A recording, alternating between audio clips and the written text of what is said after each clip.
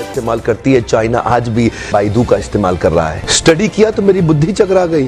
2.25 billion users WhatsApp इस्तेमाल कर रहे हैं, वो घुसने नहीं दिया व्हाट्सएप को। क्या कहते हैं, वीचैट ही इस्तेमाल करेंगे। चाइना के लोग देशभक्ति को लेकर बहुत मजबूत हैं। अपने देश के home grown online entrepreneur Jack Ma को सपोर्ट करने के लिए, अलीबाबा को बढ़ाने के लिए आज तक अमेज़न को घुसने नहीं दिया इन लोगों ने चाइना में।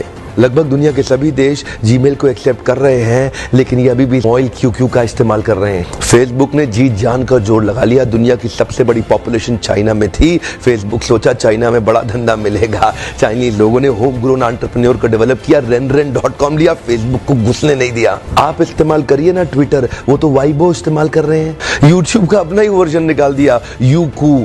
अपने देश के इंडिविजुअल्स और कॉर्पोरेट की बढ़ोतरी और बेहतरी के लिए पूरा देश इकट्ठा खड़ा हो जाता है इनका।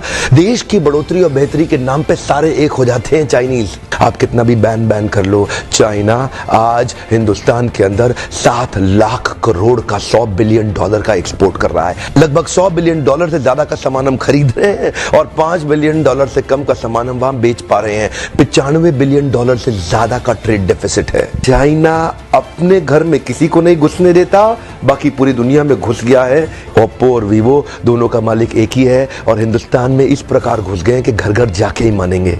Electronic goods, machinery, organic chemicals, iron and steel, transport equipment, medical pharma products, textile and yarn fabric, सब कुछ तो हम चाइना से लेने को तैयार हो गए हैं। अब ये जिम्मेदारी केवल हमारे देश की सरकार की नहीं रहेगी कि वो बॉर्डर पे लड़ती रहे। अब ये जिम्मेदारी हर भारतीय की हो गई है कि हम अपने व्यापारियों को उठाएं और मिल करके एक हो जाएं। देश की जनता को एक होना बहुत जरूरी है। अगर देश में खुशहाली आएगी तो फायदा सबका होगा। देश में खुशहाली आएगी तो फायदा सबका होगा। आज एक ऐसे व्यक्ति की बात करूंगा जिसके बारे में मैंने पढ़ा तो मेरी बुद्धि चकरा गई। मेजर ध्यानचंद, ये हॉकी के जादूगर माने जाते थे। इंडिया की टीम को हॉकी में वर्ल्ड कप में एज ए कैप्टन ये लीड कर रहे थे। जर्मनी ओलंपिक्स फाइनल अपने होम ग्राउंड के अंदर जर्मनी को जब रौंद दिया तो हिटलर वहां से चला गया। शाम को ध्यानचंद को अपने घर में बुला के पूछा, तुम एक्चुअली करते क्या हो हॉकी के अलावा? तो बोले, मैं लांस नायक सूबेदार, एक छोटा सा सिपाही भारत की आर्मी में हूं। तो उसी समय जर्मनी के तानाशाह हिटलर ने उनसे कहा, सुनो एक काम करो, जर्मनी से हॉकी खेलना शुरू कर दो, मेरे देश में आ जाओ, तुम्हें आज ही एयरफील्ड मार्शल बना दूंगा। वैसे भी तुम अपने देश के अंदर तो लांस नायक सूबेदार,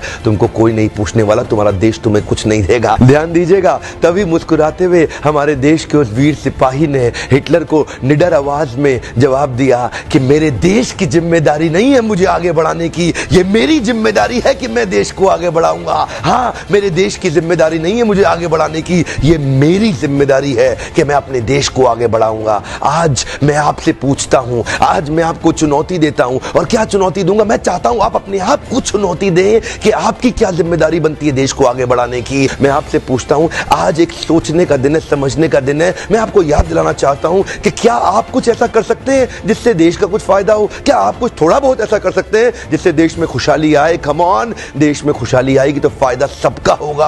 आज कम से कम कुछ छोटी सी पहल करिए और अभी लिखिए कि आप अपने देश के लिए क्या करना चाहते हैं। इस वीडियो को दूर दूर तक फैलाइए, पूरे भारत में फैलाइए, ताकि हम हर भारतीय को इंस्पायर कर सके अपने देश के लिए कुछ करना। इंटरनेशनल साजिश बहुत तेज चल रही है। हर देश का आदमी अपने देश की रक्षा और उसको बढ़ाने के लिए लगा हुआ है। आज मैं और आप क्या कर सकते हैं, एक सोचने का दिन है। अभी तक सब्सक्राइब नहीं किया, जरूर सब्सक्राइब कर लीजिए। बेल के नोटिफिकेशन आइकॉन को जरूर हिट कर दीजिएगा, सारे नोटिफिकेशन मिलते रहेंगे।